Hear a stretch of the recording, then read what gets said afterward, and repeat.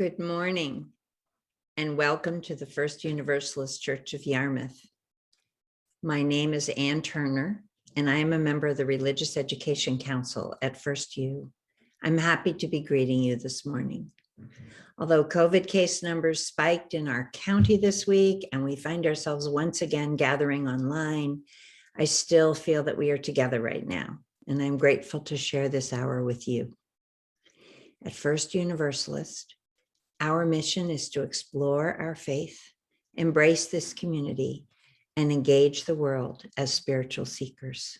May we take those words to heart. Following our service today, you are welcome to stay on Zoom for a time of fellowship, and you are also welcome to bring your own coffee and drop by our church grounds for an in-person fellowship hour outside. All are welcome to both. Please note that due to our COVID risk level, masks are encouraged at all in-person gatherings at this time. Before we begin our service, I have one announcement. This December, Reverend Hillary, Gwen, and lay leaders will be facilitating an all-church Caring for Ourselves and Others retreat. You can read more about this day-long event in your Sunday morning news bulletin, but please note that the date listed for the retreat is incorrect. It will be held on Saturday, December 18th. Please contact Reverend Hillary if you have questions about the retreat or you would like to learn more. For other First U updates and events, including upcoming adult RE offerings, our mini holiday fair, and the Financial Times, please check out your Sunday morning news. And finally, our Zoom format today is slightly different than our usual process, so please be patient with us as our amazing tech team manages the operations. Please remember to stay muted until the end of the service. And now I invite you to take a deep breath.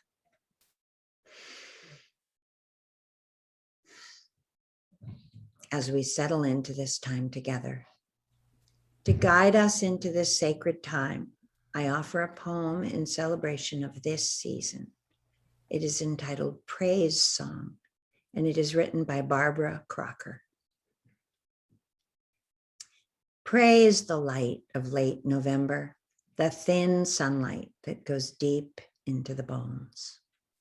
Praise the crows chattering in the oak trees. Though they are clothed in night, they do not despair.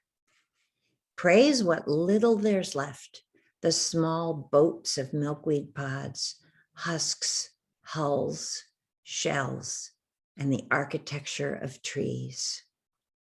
Praise the meadow of dried weeds, yarrow, goldenrod, chicory, the remains of summer. Praise the blue sky that hasn't cracked yet. Praise the sun slipping down behind the beech nuts, and praise the quilt of leaves that covers the grass, scarlet oak, sweet gum, sugar maple. Though darkness gathers, praise our crazy fallen world. It is all we have, and it's never enough. Sam Chandler, our music director, will now play us into worship.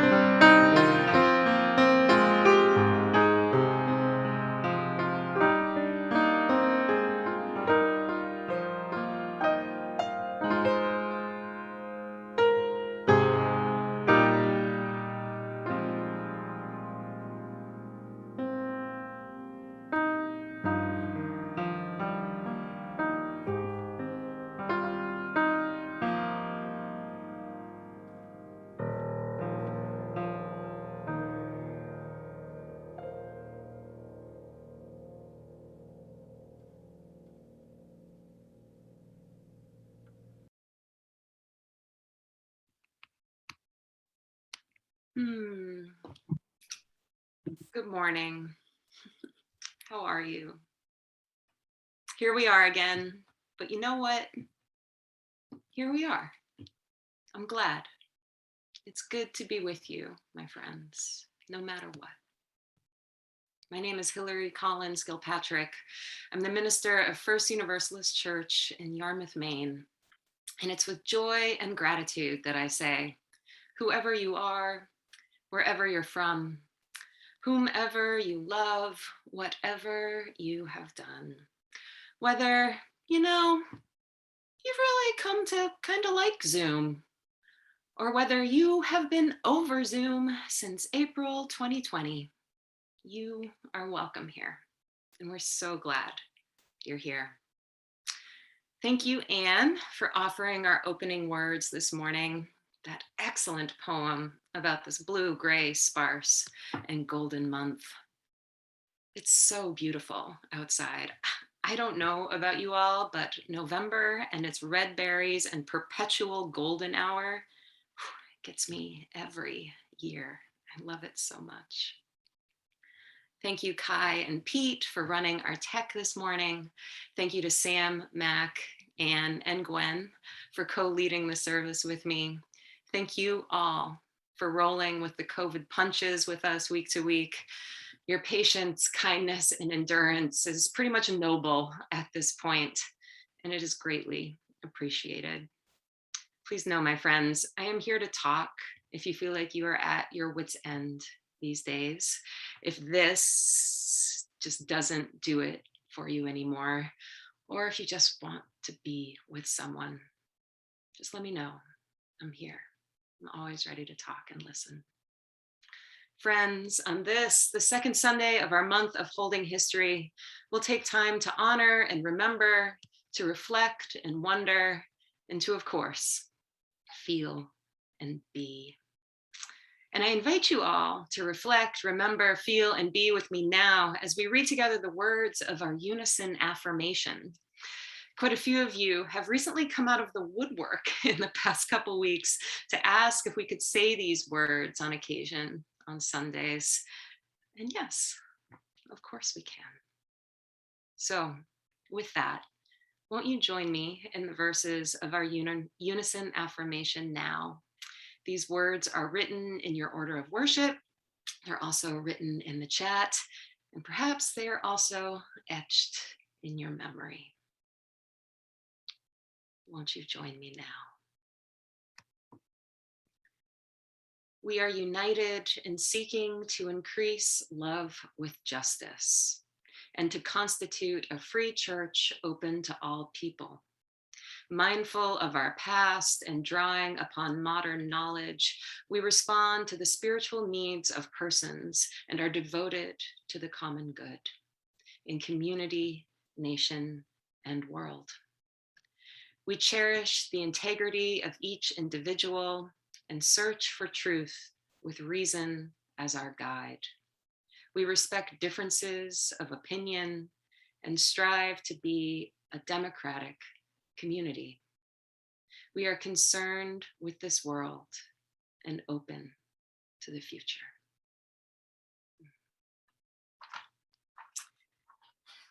And as I light the symbol of our faith, won't you lift your voices again with me, my friends, and join me in our chalice lighting blessing. We light our chalice in peace and friendship. May it always be so. And Mac, I believe you and I have a time for all ages that we do discuss. How are you doing this morning, Mac? I'm good. How are you? I'm rolling. I'm rolling with the punches like everybody. It's okay. Great to hear. Well, good morning, my friends. And today we're going to tell you the story of the everything seed. And we need your help to tell it and act it out with us. So please call out any answers to the questions to help us act out the story. To begin with, Has anyone here ever watched a seed grow? Raise your hand if you have. Not everyone has their video off, but everyone who has their video off, I imagine, has their hand raised right now. Have you ever noticed how it begins so small, so still, so quiet, like a gift waiting to be opened? Can you make your fist into a seed with me? And how it slowly wakes up, that little seed, begins to unfold, growing into something larger and larger. You want to open your hands up like a seed with me, my friends? And help me remember, do seeds often look like what they're going to grow into?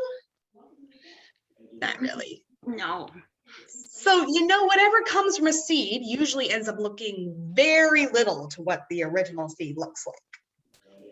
Which is also true, Mac, of the very first seed.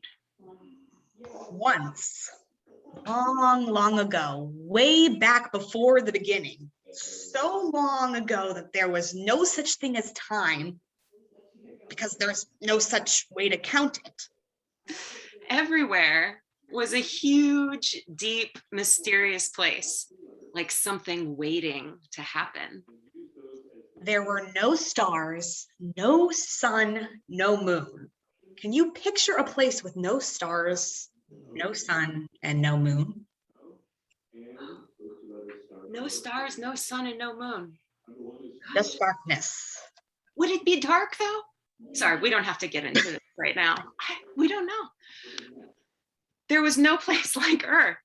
Not a drop of water or a single tree or a rock or a flower, and no living beings anywhere. Can you imagine that? What do you think that looked like? But in that deep waiting space was hidden the tiniest point of something that was no bigger than a seed. It was not a flower seed. Not an elm tree seed. It was not a kernel of corn. Although all those things were included in the seed. That's wild. Wait, what kind of seed do you think it was then? If it included all the seeds, does anyone think that it might be called an everything seed? Because that's what it was. No one knows where that first seed came from or how it was planted or how it knew, in a way that only seeds know, how long to wait for just the right moment to sprout and grow. But all at once, this tiny seed, cradled and nourished in the rich soil of space, woke up, broke open, and began to unfold. Friends, let's be that seed together. Waking up, breaking open, and unfolding.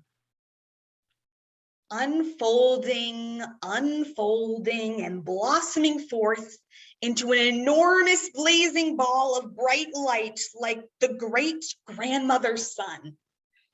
And you know what happened next, Mac? The universe was born. Out fluttered the galaxies like a storm of snowflakes swirling and gathering into the brightest, most blindingly beautiful cloud of stars. Can you imagine that? What do you think it would look like? A blindingly beautiful cloud of stars? I like thinking about that. Me too. And out of those star clouds whirled our own star, the one we call the sun. And our Earth and our moon and all the round spinning planets we have learned now to name. And this is the secret of that tiny seed. You and I were there in that tiny seed in the very beginning. Just as an idea, for each leaf on a big oak tree lies hidden inside an acorn. We were there with all the stars and the planets, all the rocks and the oceans, plants and animals, people. Everything that is now, ever was, or ever will be, was inside that first tiny seed. So friends, whenever you hold a seed in your hand and wonder what it could become, imagine how you and all that is here once came from the tiniest speck of an everything seed before it sprouted and grew long, long ago in the way back beginning of time. Now, if this were an ordinary story, it would end right there. But the story of the universe keeps unfolding. What once began in a blazing blossom of light continues every day. New stars sprout open in the deep soil of space. New plants and animals appear on the earth. Seeds of many kinds are scattered everywhere to help us remember. And new people are born every day with the spark of that first light still alive and burning deep inside. Waiting, like the everything seed, to shine in ways that are yet to be known. Wow.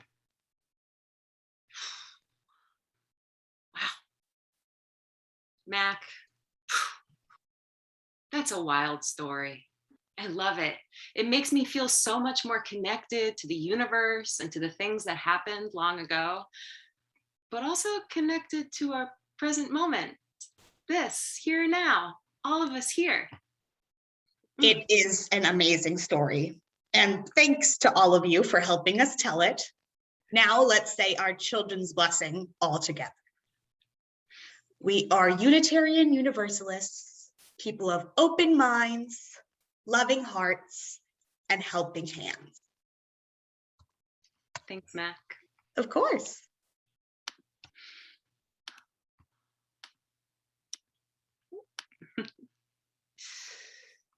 Oh, the everything seed.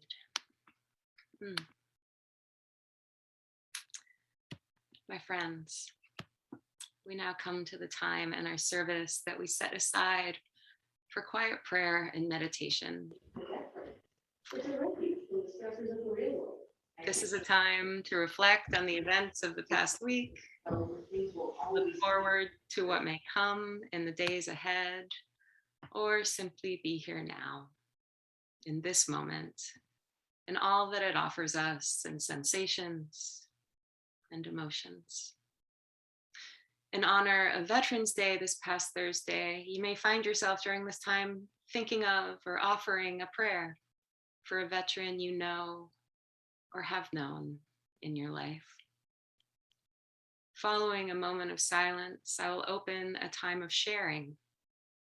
During this time, you're welcome to share a joy, a sorrow, or a concern that is with you today. You also may wish to share the name of a veteran you want to honor and remember. Before this time of sharing, though, my friends, won't you join me in taking a deep breath, settling in to a sacred time of silence.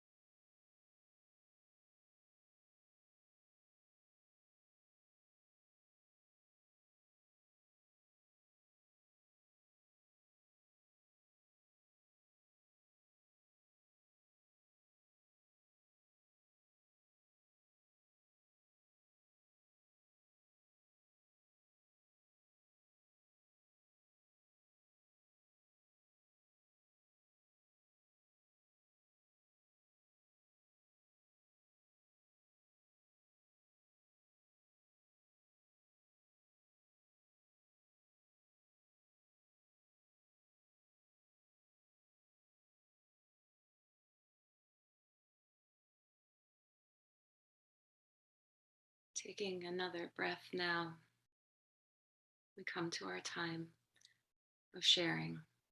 I light 2 final candles for all that has been shared. May these flames burn ever brighter, and for all we hold inside, may those feelings be felt. And a final candle for this present moment that we share and create together, that is completely unique and will never happen in the same way ever again. How good it is to share it with you, my friends.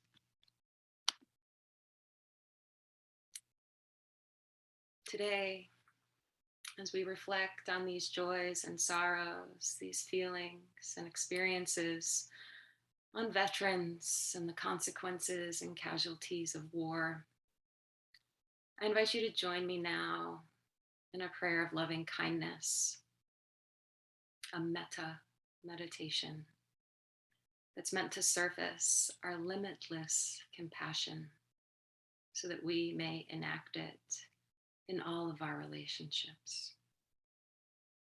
If you like, you can repeat the lines of this prayer with me out loud, or silently to yourself, or just listen.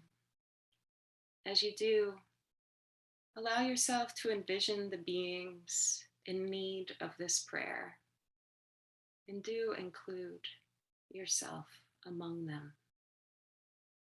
I will recite the prayer 3 times.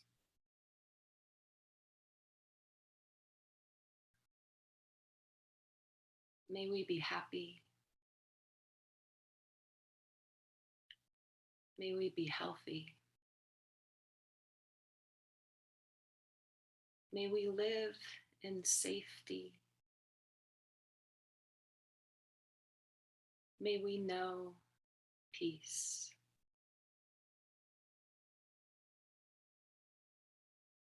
May we be happy. May we be healthy. May we live in safety. May we know peace.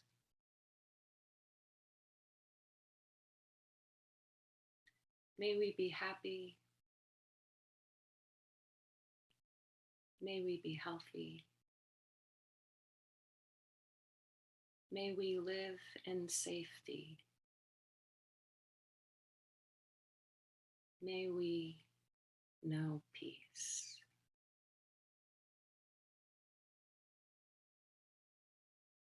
Let it be so.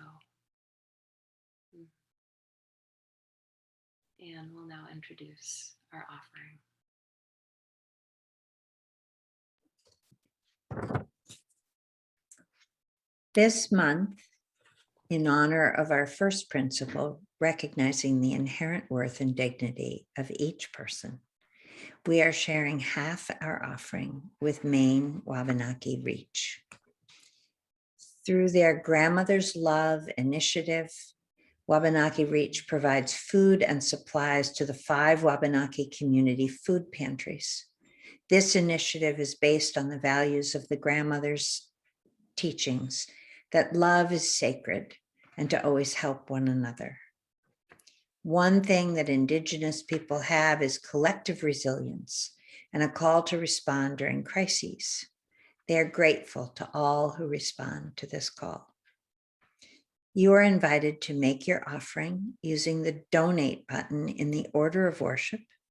By clicking this link, you will be taken to Give Butter, a virtual giving site that accepts a card number or PayPal or Venmo accounts. You may also give your offering by dropping a check in the mail or using your bank's free bill pay feature. This morning's offering has now been requested and will be gratefully received. Thank you.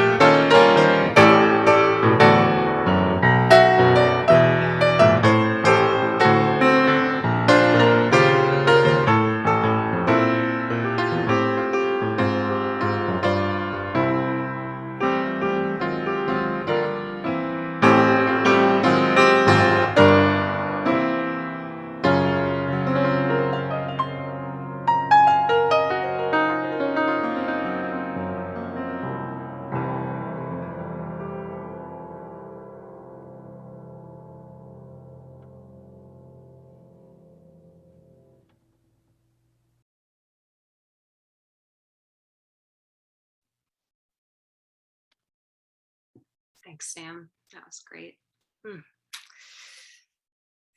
Our reading this morning comes from our Unitarian and Transcendentalist ancestor, Ralph Waldo Emerson. He writes,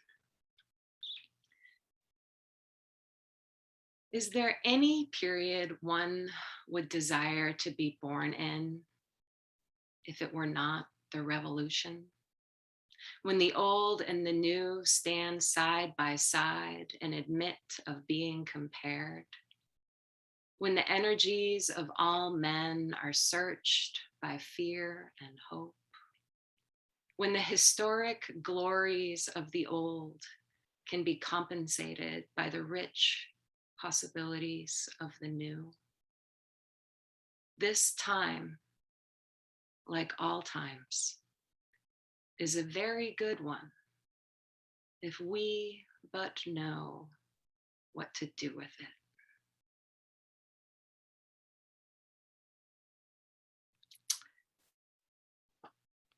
So I had a sermon I was going to preach this morning on the passage and melding of time in American history and how our present experience and future yearnings are guided by stories of the past, and how past, present, and future are all actually one, and essentially that time is a construct. But then we made the call to go virtual yesterday, and that all just seemed a little too above the shoulders for today. I felt the need to be with you and connect with you all this morning. So I scrapped the time as a construct sermon for now and instead opted to practice what I preached last week. The need to get below the shoulders and live into our felt experience from time to time. And so, with that, friends, I invite you to join me in just setting down your coffee right now, taking a comfortable seat, taking a breath in and out, and noticing the feeling of your body resting in your seat. Or if you're standing, the sensation of feeling grounded by your feet. And just let yourself relax and be held in this moment.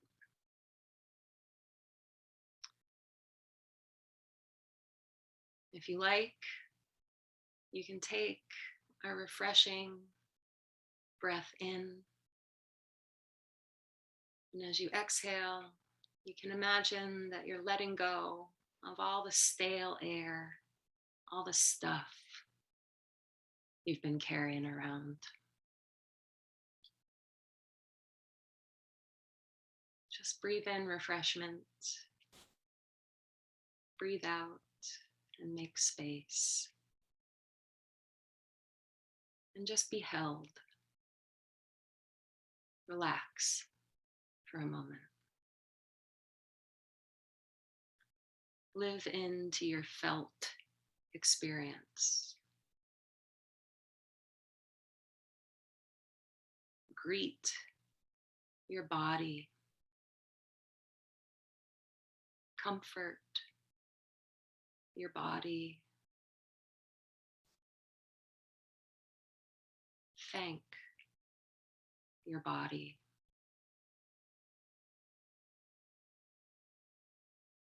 This everything seed that makes every single element of your life possible.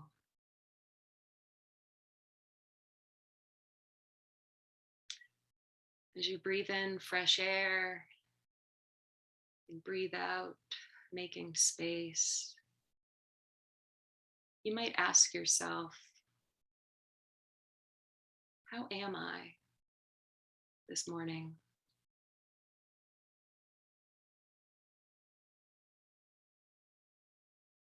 How are you? How are you doing this morning?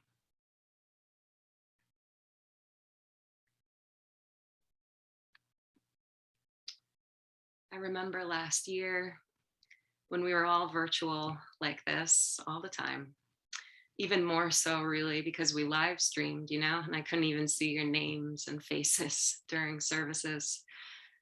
And a congregant once asked me, why do you begin every service by asking us how we are when you can't hear our replies? It was a good point. But I ask because this is as much your time to connect with yourself as it is my time to connect with you. And we don't have the chance very often to really be with ourselves and really consider how we feel and how we're doing during our weeks. Part of me hoped that because I couldn't actually see and hear your responses, that you were liberated from the formalities of our generic, good, yeah, I'm doing okay, replies to the question. And asking you how you were online made it possible for you to think or say or just straight up shout at the screen how you were actually doing. So again, my friends, how are you? How are you today? You can tell us in the chat if you like, or you could shout at your screen, whatever you need. No matter how you are, I'm glad you're here. It's good to be with you. Friends, the Board of Trustees met for our monthly meeting this past Tuesday, and there were 2 questions on our agenda. The first, when will we work on the 5-year plan? The second, what does First Universalist, our congregation, our leadership, everyone need right now? Though due diligence was given to question number 1, as you might imagine, our energies were more alive to question number 2. When it's hard to just plan for the week ahead, planning 5 years down the road is a challenging assignment to wrap one's mind around these days, even though time is a construct. The second question arose in response to the collective exhaustion that's beset workplaces, homes, schools, churches, and society at large these days, and has led to what's been tagged the Great Resignation. Folks are tired. We don't want to work anymore or take on additional responsibilities. We all just kind of need a big hug, a warm meal, and a long winter's nap, I think. It's okay. We got to live into our felt experience, my friends. And though our church has remained miraculously, wonderfully, blessedly strong, despite the challenges of this age, we are aware that many folks in our community are struggling and weary right now. The board raised the question, what does our congregation, our leadership, everyone here need right now? Because above all, our church is a place of care for others and care for ourselves. And this time, like all times, is a very good one for us, if we but know what to do with it. Our hour-long conversation on what we need now was fruitful in ways I didn't expect. Board members shared thoughtful, personal responses about what they needed right now to feel useful, to be in warm fellowship, to be given clear directions, to know that we are still here. And the conversation also evoked wise and compassionate points of view. One member offered the insight that the 4 most important words a person can say are, can you help me? Another invited us to consider the questions, what can wait right now? And what can't wait right now? And another brought up the concept of ambiguous grief, a term I've heard thrown around lately, but hadn't actually taken the time to understand. Ambiguous grief is what arises when something or someone is still alive, but has irrevocably changed. Ambiguous grief carries with it the same mental, emotional, and physical tolls of regular grief, and often feels even more bewildering, exhausting, and anxiety producing. Given the pandemic, the climate, our government, our painful reckonings with history, and all of the irrevocable changes we've experienced in our personal lives this past year, I feel confident in saying that ambiguous grief is a fog that has set around all of us across this whole country, maybe even world right now. Cry if you need to cry. Scream if you need to scream. Remember to breathe. The conversation was energizing and nourishing, like a deep, refreshing breath. To hear our board speak with such honesty, vulnerability, and care on Tuesday was new air.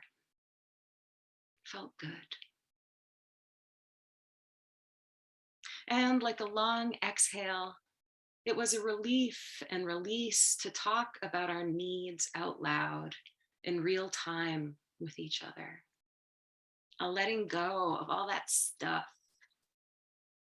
we've been carrying around with us. And you know,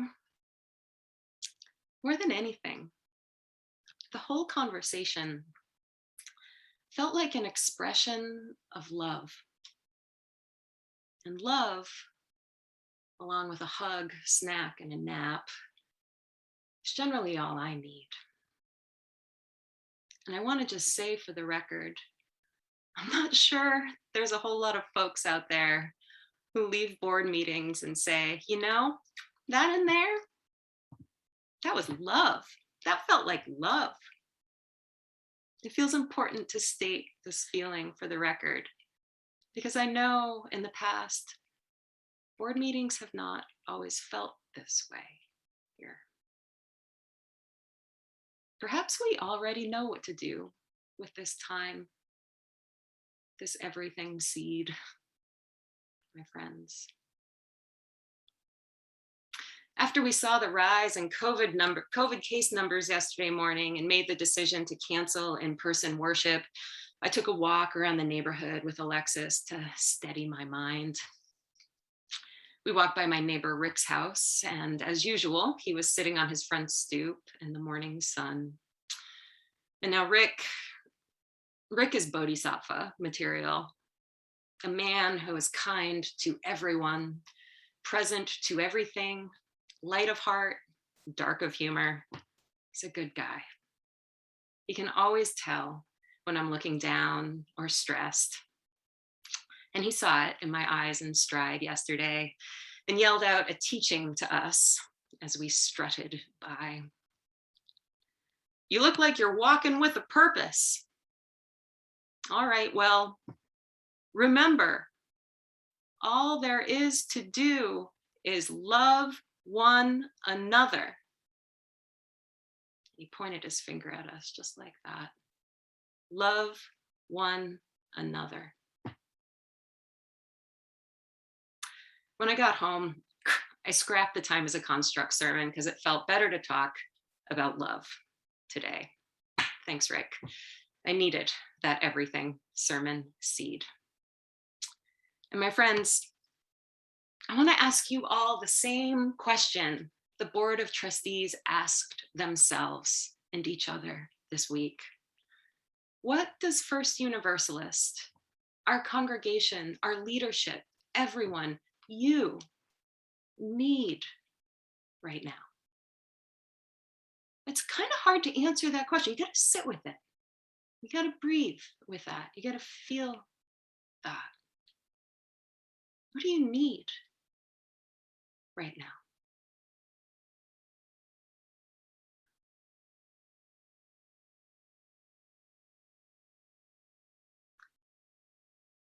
If you know, you can write it in the chat. Or you can call me, text me, email me, come to coffee hour, come to the picnic tables on Wednesday noon, come to council and committee meetings, and tell us what you need, what we need right now. This time, like all times, is a very good one if we but know what to do with it.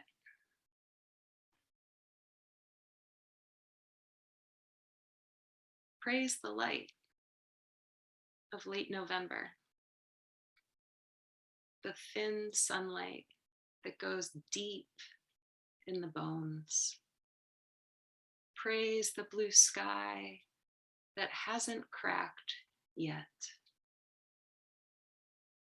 Praise our crazy fallen world. It's all we have, and it's never enough.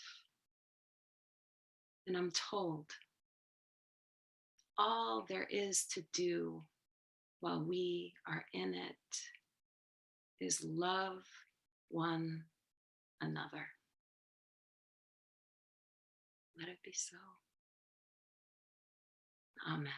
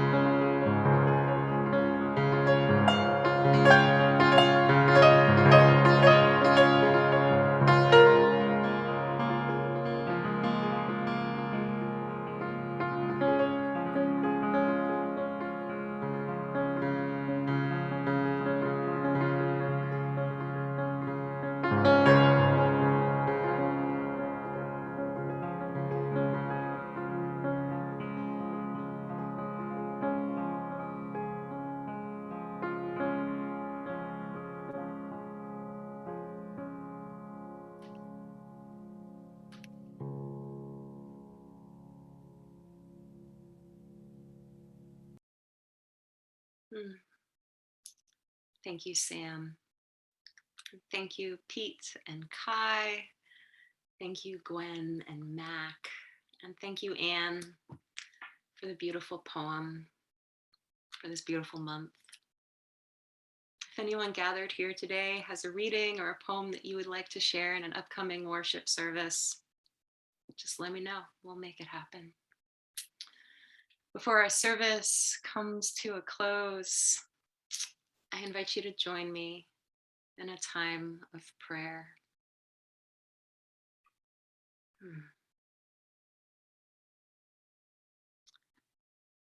May all beings be free of suffering and the causes of suffering.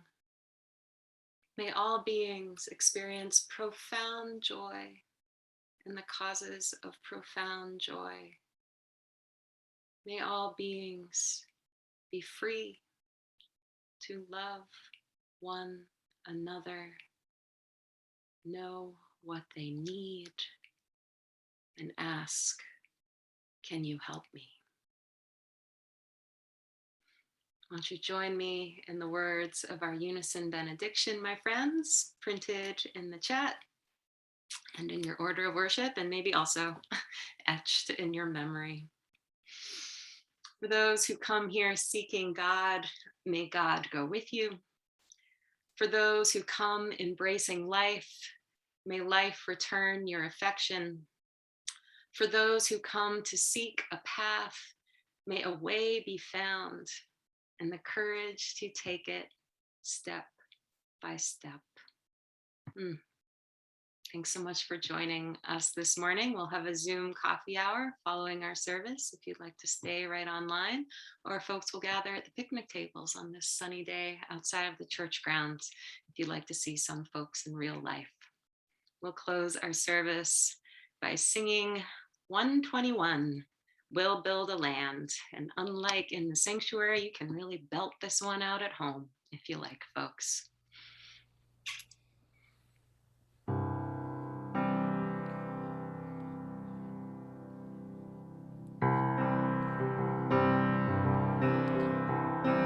We'll build a land where we bind up the broken. We'll build a land where the captives go free, where the oil of gladness dissolves all mourning. Oh, we'll build a promised land that can be.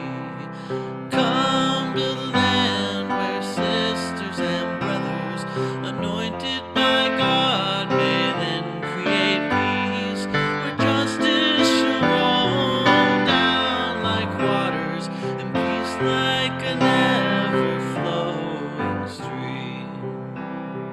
We'll build a land where we bring the good tidings to all the afflicted and all those who mourn, and we'll give them garlands instead of ashes. Oh, we'll build a land where peace is born.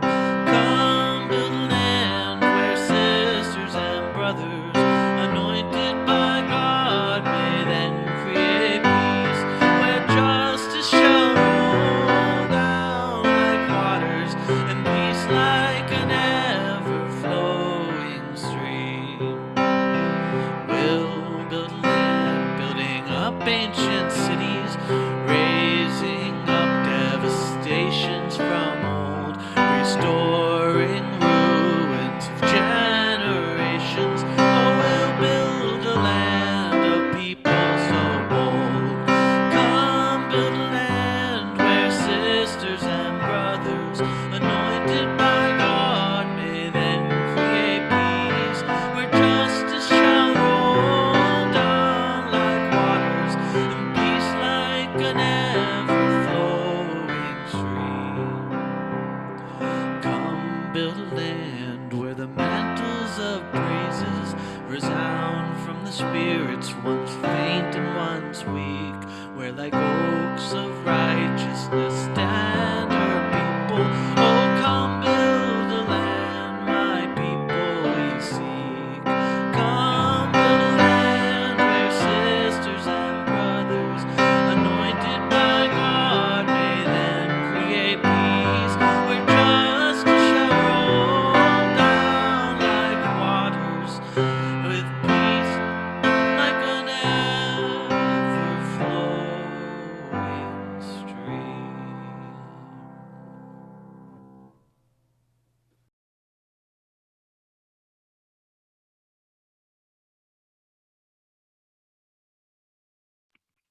Have a good day, everyone.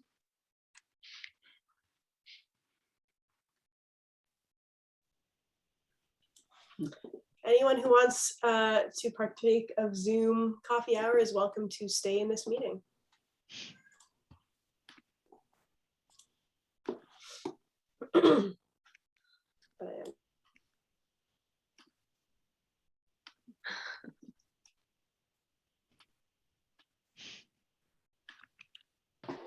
I'm going to head off to the church, but I just wanted to put in a quick pitch for anybody who's interested in adult ed, RE, that I'd be offering what I called New Growth from Old Roots, looking at the early development of Christianity and how we could look at Jesus from a non-orthodox, non-literal point of view.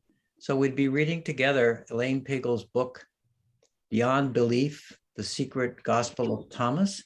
If you're at all interested in that, I would love you to send me an email, andrewftonks@yahoo.com. It's in the the channels, and it's in the Sunday news. It's on the website, and it's in Facebook. So you ought to be able to find me. So please let me know if you want to join, and I will send you more information. And now I'm going to go to church and see if I can find anybody there to